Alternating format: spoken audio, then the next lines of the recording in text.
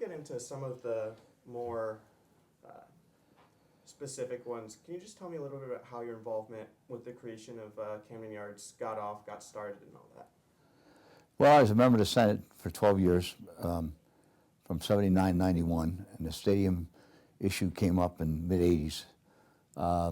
Governor Schaefer introduced legislation to build 2 new stadiums. And this was after we had lost the Colts. Colts had left for Indianapolis. And the Orioles, there was a question about the Orioles staying in Baltimore. We were working on that issue as well. I think we had got that pretty much resolved, but once we told Edward Williams, who owned the Orioles, that we were going to try to push the stadium authority, the stadium bill through, then that solidified the relationship with the Orioles. So what happened was Schaefer introduced legislation. The people from the Washington suburbs of the legislature weren't crazy about it because they viewed Baltimore as a competitor, even though it was before they had their team down there and their new stadium, or their stadium down there. So there was not 100% support for the stadium project. Those of us in the Baltimore area were very supportive. We saw the need for it, but not everybody. The biggest thing that I realized, and Schaefer deserves most of the credit for getting this, introduced and getting it on the table, but he couldn't get it passed by himself. It's got to be passed by the legislature. One of the things, I served as the vice chairman of the budget committee, and this was kind of my area, so I kind of took leadership, and the bill was introduced in the House and the Senate, so I had to pass both houses. One of the things that, and I worked with Alan Rifkin, who was Governor Schaefer's legislative liaison. He and I became very close through this process. And I told Alan, I said, I don't think anything's going to pass, and I'm not going to vote for anything if it's going to require a tax increase, a general tax increase, where you go to citizens with a sales tax, income tax, whatever that. That's a non-starter. So we got to figure out a way to get this done without the public directly paying for it through taxes and so on. So that was one. And there was a lot of discussion, and the bill was really not getting anywhere. So I suggested to Alan one day, I said, I think what we ought to do is we got to get Edward Bennett Williams to come in here. I think if Edward Bennett Williams comes in and talks about the need for a new stadium for the Orioles, I think that would be a winner. And we could have a joint committee between the House committee and the Senate committee. And we had a joint committee hearing room. And he thought that was a great idea. So he goes up and tells Governor Schaefer that we got this idea. So Schaefer then goes out and announces to the world that Edward Bennett Williams is coming without talking with Edward Bennett Williams. I hadn't even talked to him about it. So he kind of went up kind of crazy when what are you announcing this without me? And they finally worked it out that he would come. And Edward Bennett Williams was a very successful trial lawyer, a great speaker. And he was battling terminal cancer at the time. And the day we had the hearing scheduled in the joint hearing room, the day we had the hearing, he was getting cancer treatments that morning up at Hopkins. I think it was at Hopkins. Might have even been up in Boston. I'm not sure. But he was so tired, we decided to postpone the hearing. It was supposed to be in the afternoon. We postponed it until late in the afternoon, like 5 o'clock. And then Edward Bennett Williams stayed in the governor's mansion and took a good nap. When the meeting started, if you can picture the hearing room, was a round room with all the legislators, table here where Edward Bennett Williams, and he came in with Alan Rifkin, and they sat there. And Ed comes in the room, and I'll never forget, and he walked in, and he had a briefcase. And Alan sat on one side, and he sat on the other. He dropped his briefcase, and he sat down. And then the chairman, Larry Levitan, was the chairman, welcomed Edward Bennett Williams to the hearing. He didn't say a word. He just reached into his briefcase, and he took out, it was a Sports Illustrated magazine, and on the front page was the picture of the 3 Ripkins. It was Cal Ripken, Billy Ripken, who were both in the majors at the same time, and Cal Sr., who was then a coach for the Orioles. And he took this picture, the 3 of them, and they did a story on the 3 Ripkins, and he went right around. He never said a word. He went like this, really slowly, so everybody at the committee could see it. Then he went around and there was an audience behind us, and he went to the audience back. He came back again slowly this way, and then showed it to the audience in the back, and then put it down. And he said, ladies and gentlemen, a picture is worth 1,000 words. This picture is on newsstands throughout the world. Sports Illustrated is distributed throughout the world. And it's all about Baltimore. People wouldn't even know about Baltimore if the Orioles weren't here. And these guys playing for the Orioles. You could hear a pin drop. Because, they say the first thing you give a speech, you got to get their attention. He got everybody's attention. Without saying a word. Didn't say a word. Just put it down. And then talked about, how important the Orioles were to Baltimore and to Maryland. Because we had to get people that weren't from the Baltimore area to vote for this as well. And it was an extremely effective presentation. As a result of that, he picked up a lot of support, but it had to pass two committees, the Finance Committee in the Senate, Budget and Tax Committee in the Senate, and then the House Appropriations Committee on the House side. As I recall, the bill came out of the House with a favor for it, passed the House, comes over in the Senate, and the Senate Finance Committee, I think, voted like 12-1, but Budget and Tax, which I was on, it was a 7-6 vote. It only came out by one vote. And so you could be said my vote was the deciding vote. But Larry Levitan, who was the chairman, was from Montgomery County, it's a county that's adjacent to D.C., so it wasn't politically in his best interest to vote for it, but he did. So I give him a lot of credit. But between the two of us, we were able to get it out of that committee. If either one of those, any of those committees had rejected it, there wouldn't be any stadium. Now, prior to that, where we had those votes, and Edward Bennett Williams made his presentation, we had to figure out how can we get this done without the taxpayers being directly taxed for it. And we came up with collective effort, governor's office working with legislative leaders, and came up with the concept of a stadium authority. And to this day, it's worked. And what we want to do is get it out of the government, create a quasi-government agency, and give them the authority to issue bonds. But the bonds would then generate enough revenue, enough money to pay for the stadium. And they would pay for the bonds with sports lottery. So the sports lottery, they'd have a sports lottery, they'd raise enough money to pay for the bonds. So the general population did not pay. There isn't a dime of taxpayer money in either stadium where the people were directly taxed. You could say indirectly because it's a quasi-government agency, but it satisfied all of the needs that the legislature had to vote for it. So once that concept, I got a little ahead of myself, once we came up with the stadium authority, that was the vote in the committee. The vote was to approve the stadium authority. The stadium authority members would be appointed by the governor, but they would be totally independent. And to this day, I think you interviewed the woman who was the designer for the stadium? Janet Marie? Yeah. Yeah. She's fabulous. And Herb Belgrad, I think, was the stadium authority chairman. He's deceased. Herb then took that with the authority and picked her to design a stadium. And the first stadium was the Oriole Stadium, Camden Yards. And another sidelight to the story is that once they had come up with a design, she had two designs. I don't know whether anybody else has told you this or not, but two designs. One was with the warehouse in the background, and one was tearing down a warehouse. So they came down and made a presentation to our committee. There were 13 people on our committee, the Senate Budget and Tax Committee. And it was an 8 o'clock meeting at night, and they came in and they gave us two renderings, one with the warehouse and one without. And there was discussion, and then they took a vote. We didn't have any authority over it. It was more or less a just getting what's the word when you have these little meetings with people and they vote for things. I don't know. There's a word for it. I feel terrible, but I don't remember. But anyway, we took a vote at committee. Whether we do the stadium, whether we do the warehouse in the background or not, and it was 13-0 to keep the warehouse.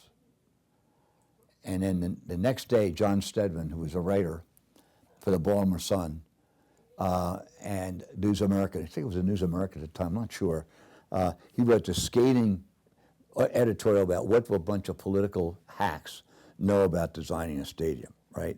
He wanted the wall. He wanted the Camden Yards taken down, the warehouse taken down, and I'll never forget it. Well, of course, the rest is history. The stadium was done with the warehouse in the background, and then a couple of years later, Stebbins actually wrote a mea culpa and said I was wrong. You know, it was wrong because anybody, the first day you went into that stadium, people could see this is perfect. I mean, and it hasn't changed. Keeping that warehouse was ingenious, and the fact that she designed it in such a way where you had a choice. So that's kind of the history. And then the Ravens Stadium came later when Cleveland moved to Baltimore, and then we had to go through the same process to get this. But the Stadium Authority was already in place. In fact, John Moog, who was head of the Stadium Authority at the time, was one of the leaders in bringing Cleveland to Baltimore. He led the negotiations. A bunch of us were involved in those negotiations, but it was the Stadium Authority leadership that brought Cleveland to Baltimore. And so our first set of questions was about the Edward Bennett Williams testimony. When we talked with Alan, he mentioned that you urged him to get Edward Bennett Williams there. Why did you think that was so instrumental? Why do you think it was crucial for him to speak in front of the Senate? Because I knew he was one of the greatest trial lawyers of all time. And I knew he had the ability to mesmerize a room. And he did. And he was such a force that we needed something to get everybody's attention in a positive way. And he was the guy to do it. He was the owner of the Orioles. He could have moved them. So him sitting in a room, here's a guy that's sitting in a room and saying, I'm not going to move the Orioles, but we need a new stadium. And that really made an impression on people. So my thought was that he was the key guy. If we didn't get him there, the legislature had to see that he was committed to Baltimore.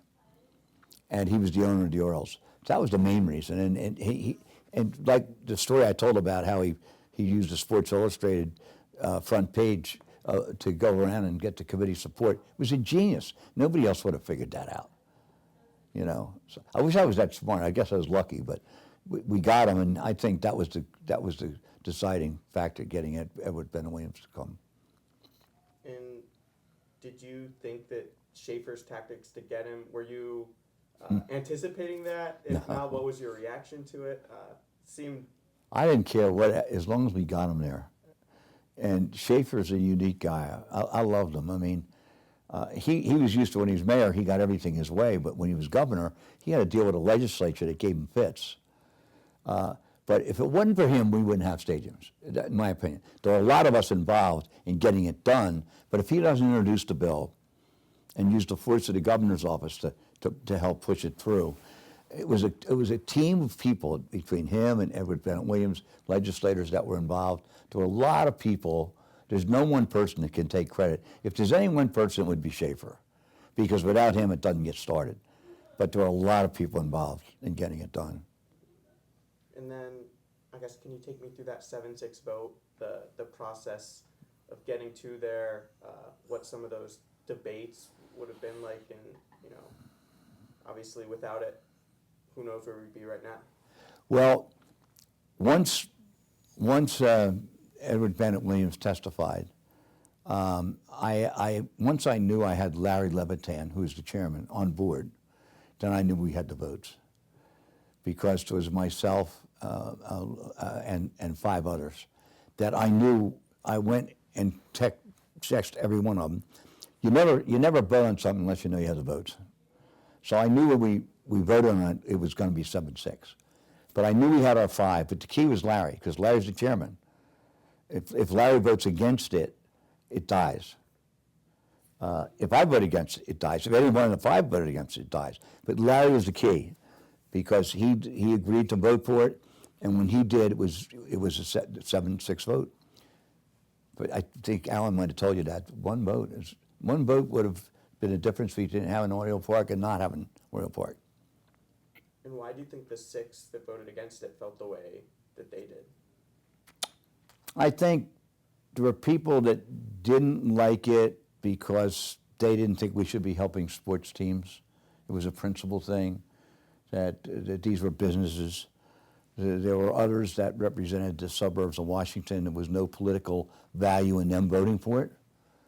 And I think those were the reasons. But it did pass the legislature with a substantial vote. The key was getting it out of committees.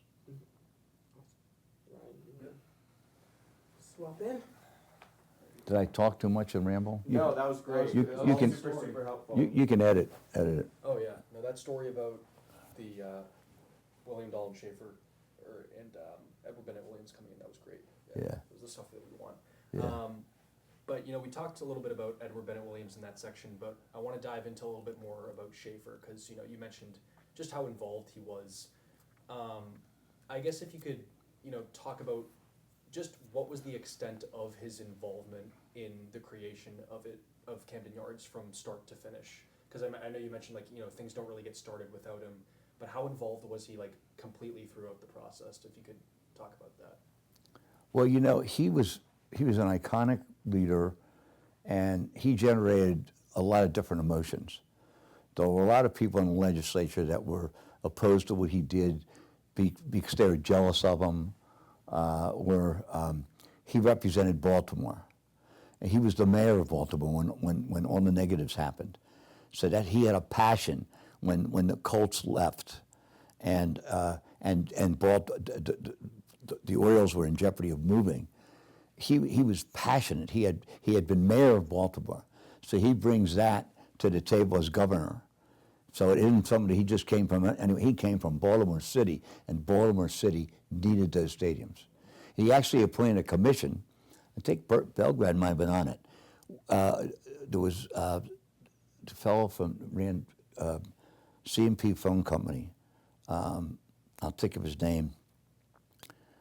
He had top business leaders, and they looked at where do we put the stadiums, and they came down to two locations: Camden Yards, right up at the Beltway in 95, where the Beltway in 95 is. That they wanted to put it where it had access to people. The 95 location had better access than Camden Yards, but Camden Yards was in Baltimore City, and Governor Schaefer wanted it in Baltimore City. And a lot of us came to the conclusion that Baltimore City was the best place to have it, and it turned out it was correct. But that was all Schaefer. If he hadn't been so passionate about the city, it could very easily be on the Beltway at 95 right now, and it wouldn't be as iconic. You wouldn't have the warehouse in the background. You wouldn't have everything that goes with a city, you know. So he was really passionate about that. And then once the bill got in the legislature's hands, he had to leave it up to us. Because if he took too active a role, I mean, everybody knew where he stood. He could end up costing votes. So he was wise. And Mark Wasserman also was his top aide at the time. So he had Alan Rifkin and he had Wasserman, two smart guys who were wise enough to say, Governor, you let Kelly and the other guys down in the legislature handle it. Because I told the governor, I said, look, I'm gonna devote myself to getting this thing passed for you, okay? But you're probably better off staying out of it. So from a belly-to-belly standpoint, people knew where he stood. We had to get the legislature. And the legislature likes to consider itself as being independent. If a governor interferes too much, once the legislature's in, if the governor interferes too much, it can hurt him more than help him. So the governor has to have people he can trust in the legislature to take the ball and carry it. And I played a role in that, and we had others there, Kathy Riley, Tommy Bremmel, there were people like that from this region that were very passionate about getting this done as well. And we all came together. And in terms of your interactions with him, what were those like? Did you have any, you know, specific stories or memories or, you know, any anecdotes of, you know, interactions with him personally that you would like to share? You know, I love the guy. He was very controversial. On other pieces of legislation, I remember we had a controversial piece of legislation that I was on one side and he was kind of in the middle. And this was a major piece. And he called me one day, he says, what the hell are you doing down there? Why don't you just vote against it? Why do you have to take a lead in trying to kill this damn thing? It's going to cost you your seat. And I said, Governor, I'm passionate just like you are, man. you were passionate for the stadium. This is an issue that's passionate to me, and I really appreciate your love and affection, but I'm not backing off. He respected that, but those are like things to do. During the stadium authority discussions, we didn't need to talk a whole lot. He trusted me. He knew where I was, and I knew where he was. I would call him. I really worked to him primarily through Alan and Mark Wasserman. Not that I couldn't pick up the phone and talk to him, but it was just better that he introduced it, stay in the background, and let the legislature handle it, so that everybody gets credit. It was very close to getting killed. It was really close to getting killed. I mean, this thing had to be driven from the legislature. But if he doesn't drop it in the hopper, if he doesn't drop the bill in, nothing happens. And a lot of people that we've talked to have sort of described him in that way as sort of an iconic character, this larger-than-life kind of personality. How would you describe him in your own words, his mannerisms, his personality? He's a character. Well, when he was mayor, he was a dictator. He got everything he wanted. He comes down to Annapolis, and I always admired him. I used to have a St. Patrick's Day party every year to raise money out here in Timonium, and he would always come. So when he gets elected governor, I went up and sat down with him, and I welcomed him. I said, "Welcome, Governor." I said, "But can I give you some advice? This is not Baltimore City. The legislature sees itself as being independent. They will be respectful of your office. Some will like you, some won't. You just can't take things personally here." It was very hard for him. He took everything personal. If you were against him, he took it personal. And then he'd write your name down. You'd never get a bridge if you needed it, or a school if you needed it. He was that way. But my advice to him was, work through us, work through the people that you can trust in the legislature. I'll always be straight with you. I may not always agree with you, but you'll know where I stand. And that was the kind of relationship that we had. But I do remember a time, I'm trying to remember the issue. I think it had to do with the budget. Governor proposes the budget, but the legislature has to adopt it. And if they don't, there's no budget. So we had a hearing in Budget and Tax, and the Budget and Tax Committee was made up of a lot of interesting people. A guy by the name of Jack Cade, who was a Republican, one of the smartest guys I ever met. He was from Anne Arundel County. John Coulahan, who represented Halethorpe. They used to call him the Lion of Halethorpe. Jack Lapidus, a liberal from Baltimore City. These guys were distinctive individuals, and they were diverse.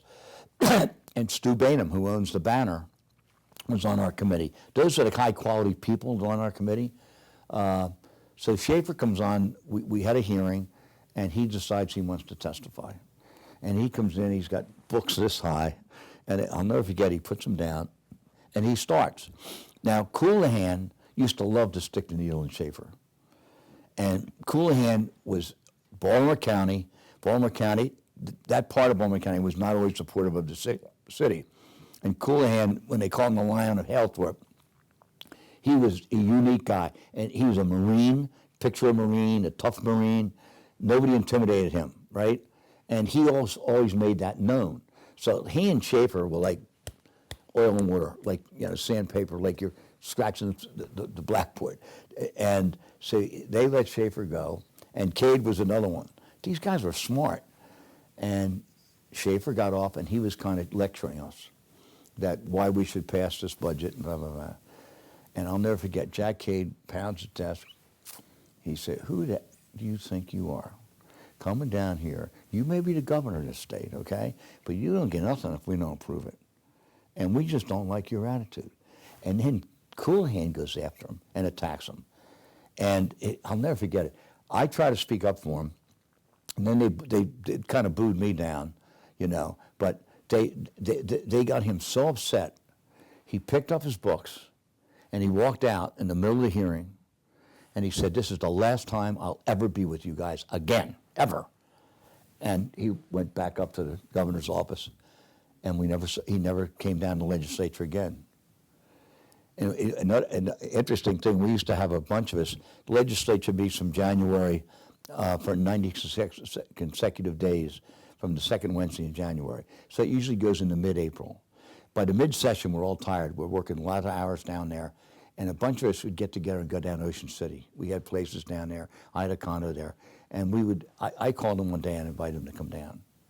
He said, "Are you kidding me?" He said, "Are you really serious? You want me to come down there with those a-holes?" He said, "You want me to come down there?" He said, I can't trust those guys. I said, "Governor, if you come, I'll make sure that nothing that's ever said here ever gets out of here." I said, "There's a lot of things we talk about when we're down here. Nothing ever gets out of here. Nothing. There's a line that we don't cross, collectively." But he just didn't trust us. He trusted me, but he didn't trust him. He never came. But I think if he had, it could have really gone a long way.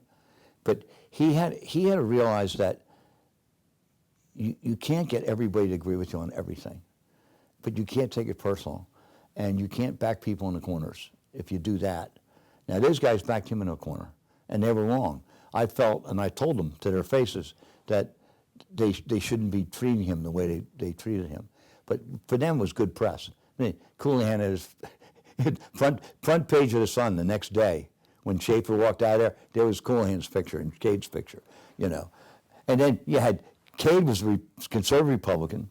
Coulihan was a conservative Democrat. Jack Lapidus was a liberal, Baltimore City, wild liberal. And the three of them were beating up on Schaefer. And I used to say to Schaefer, just don't let them get under your skin. The more you let them get under your skin, the more they're going to come after you. And that's what happened. So, but still, without him, it doesn't happen.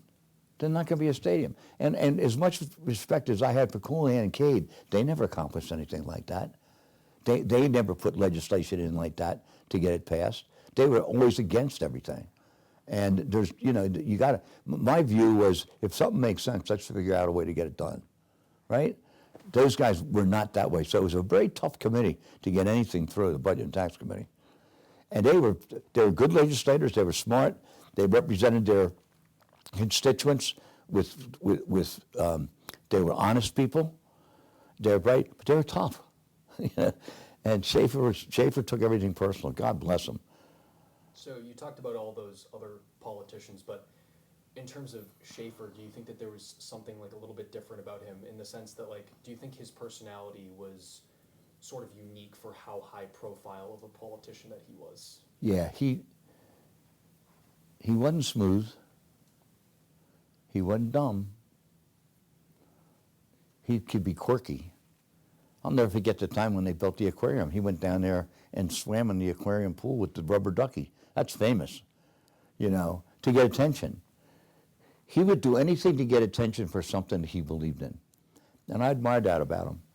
But he was kind of a quirky guy. He was a bachelor, didn't have children. None of that's negative, but unique is the word for him. He was unique in a positive way. And would you say that Camden Yards, the project of Camden Yards Oriole Park, do you think that was his main goal during his time as governor? Oh, yeah. I think when he was elected, that's what he wanted to get done. He had other goals, but that was the main goal, in my opinion, definitely. He was a two-term governor. He served 8 years. Switch it out.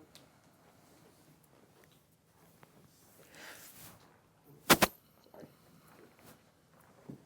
So, onto the, I guess, sort of political strategy behind everything. Obviously, when making these big decisions, money matters a lot. So, I'd imagine some people were iffy about having two different stadiums when you went from having one. But what was the thought process or rationale behind, wanting to not have that dual-purpose stadium and, have a baseball-only stadium? Well, the Orioles are here and the Ravens weren't. The Ravens came some years later, I don't know, 6, 7 years maybe later. So we had to do the Orioles stadium to because keep in mind, teams were moving. And there was a threat that the Orioles were going to leave Baltimore if we didn't build a new stadium. That was always, even though Edward Bennett Williams said that he wasn't going to move the team, somebody else could come in and move them. So by getting the stadium, we were able to get an agreement that they wouldn't be moved, okay? So the Ravens stadium came later, But the authority was there to build the stadium, and they had enough bond money initially. If they had built the stadium when they did Oriole Park, they had enough money for it. By the time Cleveland moved here, the Ravens became, when they built the stadium, there wasn't enough money to build the design that they had for it. And we had to figure out other unique ways to get it done. They sold the naming rights to the stadium, for example. None of us liked doing that. But when the Ravens stadium was built, I was not in the legislature. But the stadium authority, the genius of it was set up so that even those of us who weren't there that were supportive, it would have to happen, because you had the stadium authority with their goal was to get the Ravens here, to get an NFL team. And John Mode was the chairman of the stadium authority when that happened, and he was a good chairman. And that was his focus, and he got it done. So the real answer to the question is, if we could have done them both at once, we would have. But we never really seriously considered a dual stadium. And I think that's working today, because most of the teams have separate stadiums, right. NFL and baseball. Yeah, and you could do things with Camden Yards you couldn't do if it was a dual stadium. And were there points throughout the process where you didn't think that Camden Yards was going to happen, where you thought that, it felt more likely than not that they'd move? Oh yeah, I tell you, when early on, we didn't have the votes. Early on, it was dead. When Schaefer introduced it, it needed to be worked. It was dead, and I had to convince Larry Levitan, and Alan Rifkin worked hard at this too, but we had a number of people, but he was on the outside. You get this done, he relied on us for advice, and he did what we asked him to do to get us information and stuff like that. But we really had to work hard to get the votes for that. We really did. Larry Levitan was the key, and he and I were close. He was a great chairman. He was kind of liberal from Montgomery County. I was a Democrat when I was in the Senate. I'm not any longer, but I represented a Republican district. So he and I philosophically were worlds apart, but we worked extremely well together. That doesn't happen today. But in those days, we had the right way of, we'd work together, we'd cross the aisle, and so Larry and I we usually came to the same conclusion, even though we were ideologically different, if you follow me. There's some issues like abortion where he would have always voted against it. I was pro-life. So I think that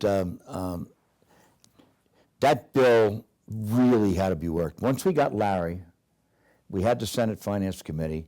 There was a lot of support for it in the House, and they had on the House side, they had to get their votes too. It wasn't easy. Legislators, and I don't want to miss anybody, because a lot of people deserve credit for getting the votes to get that done. I just happened to be one of the leaders. Right. And what were when you were fighting for getting those votes, what were some of the biggest hurdles you guys had to overcome? What were the challenges? Well, the biggest hurdle was a lot of people didn't think we should be helping professional sports teams. They didn't think that was good public policy. They believed it. And I think today, as you can see, a lot of these stadiums are getting built with private money. I mean, and I believed in that concept. That's why the Stadium Authority worked so well, because it's quasi-public. It didn't require us raising the sales tax to the average person, or the income tax, or the property tax.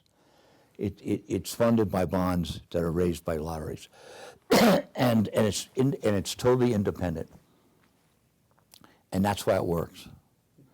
Governments are not good at running things. They really aren't. That's why people. I mean, I run a business myself that I built in my basement, and I've been blessed, but I've had a lot of experience with the ups and downs of running a business. Government, you can't get everybody together on everything. When you run a business, one person, at the end of the day, I can make the final decision. At government, the governor can make the final decision, but he doesn't have legislative support. It doesn't happen. With business, that's not necessarily the case. You've got your board, you got your board support. It's different, though. You look at higher education, I mean, today, it's a mess, because I'll give you another example.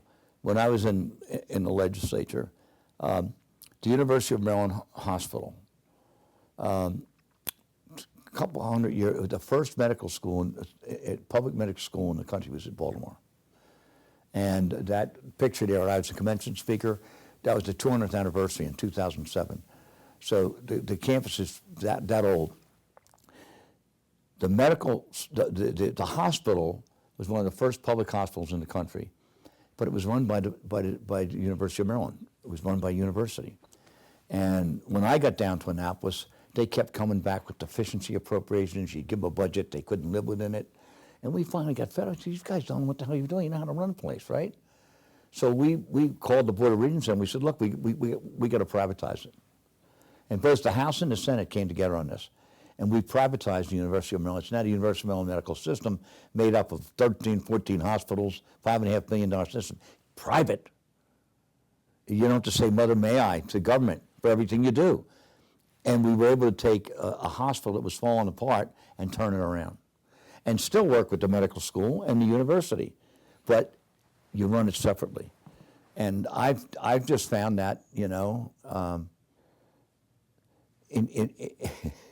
don't want to take shots at people. Higher education, it's just too much blah. There's no leadership, in my opinion. It's very difficult for them to run a successful entity, and they're paying the price today. You see what's happening at Harvard and these other places. They've lost their way.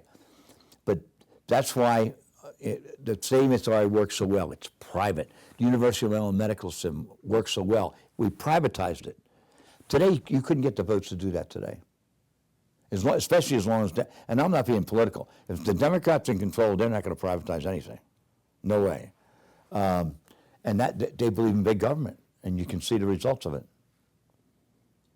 And then going back to the lottery component, I think everyone agrees that was a big, key swing for things in terms of changing the dynamics of the funding and getting people on board. Can you take me through the process of what it was like for that to become a reality? Well, once we figured out a way to do it without having to go to the taxpayer, it was easy. It was like the lights went on. It was like taking a switch and turning the lights on. And I was like, oh, this makes sense. Let's do it this way. It didn't need a lot of explanation. It did need to be sold that it could work. The concept didn't need a lot of explanation. People who didn't want to see general taxes in building these stadiums automatically were on board with this. These are generally people who wanted to see it done anyway, but they for fiscal reasons, they didn't. Maryland is one of 7 states that has a AAA credit rating for all these years, and it's considered a liberal state. But fiscally, Maryland's been strong. And right now, they're in danger of losing their credit rating. They're getting downgraded because they have passed legislation without providing the funding to go with it. It's a simple concept. If you're going to require something that requires revenues, you got to give them the revenues. You can't just pass something that's going to cost $2 billion more this year and $5 billion more next, $10 billion the next. If you don't have the funding to go, you're in trouble, and then it gets harder to cut it. So we never, when I was there, ever passed anything without having the funding to go with it. And that was liberals, Democrats, everybody. Fiscally, Maryland was always strong. And that's Republicans and Democrats, because it's a Democratic state. So fiscally, the Democrats in Maryland deserve a lot of credit because, and I was one of them. I mean, we were very conservative fiscally. And AAA means when you issue bonds, it's that much less expensive. Other states that got double Bs and double As or whatever, they're paying more to build their highways, roads, whatever. I'm a big private enterprise person, to be honest with you. And I put one other point. When I was in the legislature, when I was in the Senate, there were 4 of us, I think, that ran businesses. Today, there's none. So I could stand up on the floor with the experience of having had to meet a payroll. And I could explain to my fellow senators, this is the way it works in the business world. and they would listen because they knew I was doing it. It's a guy by the name of Jimmy Simpson. He had a business, a bunch of us, and whenever it was a question, we could speak for business, and they would listen. Today, they don't have anybody like that to listen to, because most of them, I don't know of any of them that have their own businesses. Now, I'm not as close. There may be some, but I don't think it's the way it was when I was there. Last section here. Okay. So this section we actually asked to every single person that we've interviewed, and then everyone else who interviews, we ask the same set of last questions, and it's about opening day, 1992. Do you remember what you were doing that day? I was there. You were there. What were you? How did you get the ticket? Who were you sitting with? Where were you sitting? Well, I'll never forget when they issued tickets. Dutch Ruppersberg was the county executive in Baltimore County at the time. And he and I went down, and we had kind of an early shot at picking tickets. And I was able to get, I bought in the, what's the section? I got 6 tickets, like 8 rows up behind the dugout. But I paid for them. I mean, this is my business. And I got some up in the what's the section? I forget now. They want suites, right below the suites. So I was able to get good seats, paid for them, but and I still have those seats today. And I'll never forget the first game. 2 games I remember, Cal Ripken's history-making game, but opening day was just really it was exciting, and I wanted to see Schaefer get credit. I think they gave him credit that day. That he deserved. They introduced him, and they gave him appropriate credit for the stadium. But it was just very exciting. I think a lot of people got there and had no idea what to expect. It's probably one of the best things government's ever done. And when I say ever done, there's a lot of great things government's done, but from the concept, the beauty of it, and everything. There were a lot of people deserve a lot of credit for it, really. It's not, Schaefer got it started, but a lot of people, and the lady that designed it, she's phenomenal. And that day on opening day, was that the first time that you got to go inside the stadium and see it? I went down there before. I was able to get a tour. And what was your impressions the first time? It was wow. It was wow. When I walked in that place and I saw it, it was wow. Especially having been there for the hearing where we voted on whether we keep the warehouse or not. And all I thought was, I saw that warehouse and I thought, wow, I'm so glad we kept that warehouse in there. So glad. And I thought, but it wouldn't have been the same without the warehouse in there, in the back of that. The stadium itself is great, but everything just came together, you know. And my impression was wow. And I think that probably almost everybody that was there felt the same way. And on that opening day, how was, the buzz that day, different than other opening days you might have been to? Well, I mean, it was positive, and people were excited. I mean, we knew the Orioles were here to stay. I believe Angelos owned the team when we opened it, or it might have been. There was another owner between Edward Bennett Williams and Peter. But everybody was very happy. Number one, that the Orioles were here. We felt comfortable they were going to stay, and now we had this beautiful home for them. It was going to be really hard for them to leave. And that's all like the scripted questions we have for you, but is there anything that we didn't say or anything that you think that's important to mention about this project that we didn't ask about? I think you guys have done a real good job of covering it. I think the biggest point is that the creativity that a lot of people used, and the teamwork. Think of the teamwork. Schaefer wanted this done. He had a passion. He wanted the Orioles to stay in Baltimore, so he picked a location. He put the bill in to divide the stadiums, and then others took the ball and ran with it. And some designed the stadium. Some got the votes to get it passed. It was a true team effort, and a lot of people deserve a lot of credit. There's no one person that deserves all the credit, except, like I said earlier, Schaefer. If he doesn't introduce the bill. And he was passionate. Rubber ducky, we used to call him. Well, if that's everything, then I think